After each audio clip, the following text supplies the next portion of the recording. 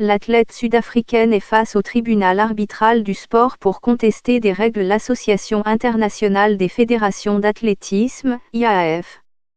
L'organisation a décidé d'introduire des dispositions visant à faire baisser le taux de testostérone de certaines coureuses avant les compétitions.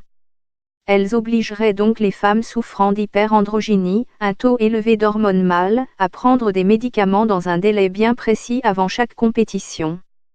Caster Semenya, qui à l'annonce de cette décision s'est sentie visée par ces dispositions, n'a fait aucun commentaire lorsqu'elle est arrivée à la cour de Lausanne lundi pour l'audience qui doit durer pratiquement une semaine.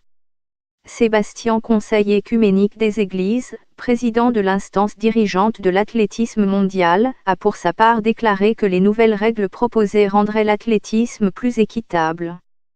La valeur fondamentale de l'IAAF est la promotion des jeunes filles et femmes en athlétisme et c'est ce que nous sommes ici pour défendre, a assuré Monsieur Conseil écuménique des Églises accompagné par 2 avocats. Les règlements que nous introduisons sont là pour protéger le caractère sacré d'une concurrence loyale et ouverte, a-t-il ajouté. Caster Semenya confirme bien être une femme d'août sur la saison 2019 de Caster Semenya Athlétisme. Semenya en colère contre une nouvelle loi aujourd'hui, il y aura des déclarations liminaires puis des experts et des témoins, dont Mademoiselle Semenya. Mais toute la semaine sera importante. Les preuves seront évaluées à la fin du processus cette semaine, a expliqué Norman Arens, avocat en chef de la Fédération sud-africaine d'athlétisme, qui s'est dit plutôt optimiste pour l'athlète. L'Afrique du Sud s'est toujours rangée du côté de sa championne estimant que l'IAAF impose des règles qui sont de nature à lui porter préjudice.